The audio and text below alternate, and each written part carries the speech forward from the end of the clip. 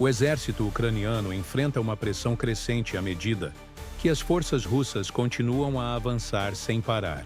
Recentemente, tropas russas recapturaram várias regiões estratégicas, empurrando o exército ucraniano para uma situação cada vez mais difícil.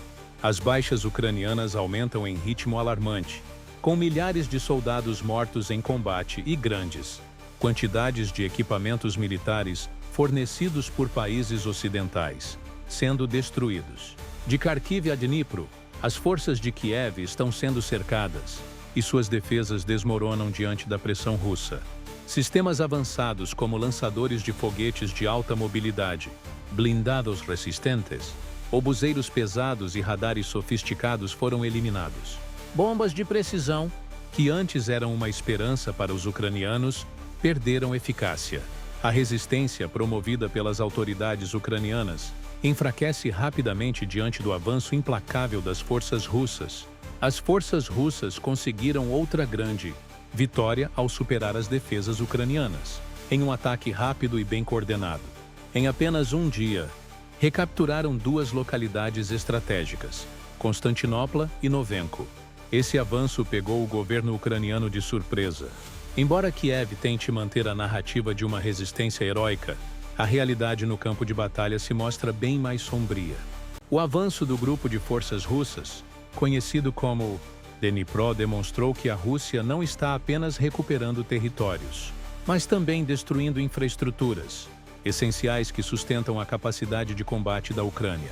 Estações de gás, aeródromos e centros de controle de drones, fundamentais para a operação militar ucraniana, foram atacados e destruídos. Isso enfraqueceu ainda mais a capacidade de resposta de Kiev. Enquanto isso, as forças russas avançaram para Levivka, uma localidade estratégica na região de Kursk, marcando mais uma perda irreversível para as tropas ucranianas. O cenário no fronte de Kharkiv se deteriorou rapidamente. Um grupo de forças do norte conseguiu destruir duas brigadas de infantaria ucraniana em uma série de ataques coordenados em Kazaya, Lopan e Besenk. O resultado foi devastador. Até 50 soldados ucranianos morreram e vários veículos de combate e sistemas de artilharia foram destruídos. O impacto desses ataques não foi apenas territorial, mas também afetou as capacidades de combate da Ucrânia, que estão sendo gradualmente desmanteladas de maneira sistemática.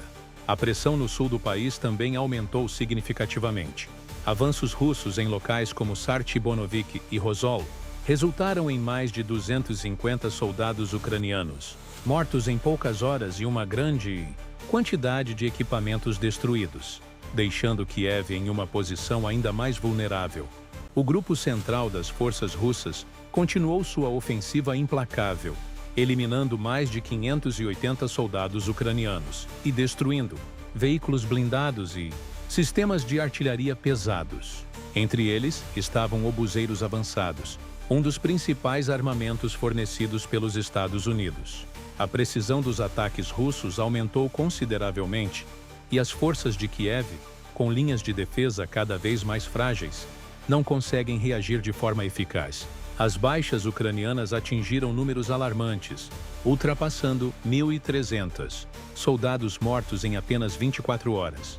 Conforme as forças russas ocupam novas posições, os ucranianos tentam reagir.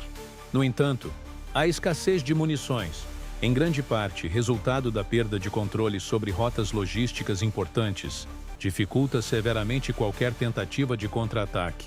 A situação na província de Kursk se tornou ainda mais desesperadora, com as forças russas controlando as principais estradas que conectam a cidade de Sudj. Isso limitou gravemente as opções de abastecimento para as tropas ucranianas.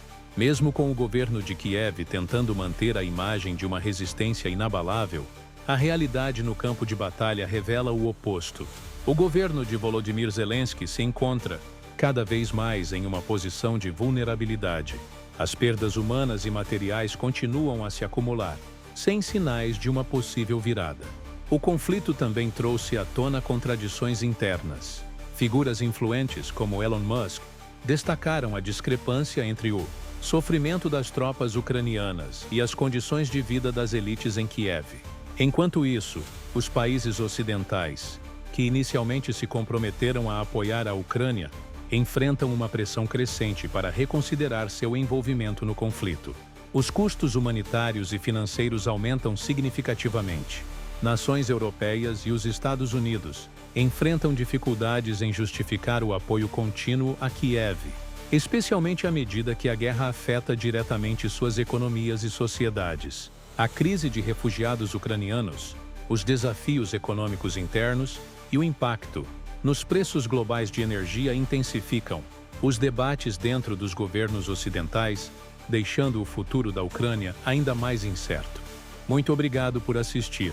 Inscreva-se no canal e deixe o seu like.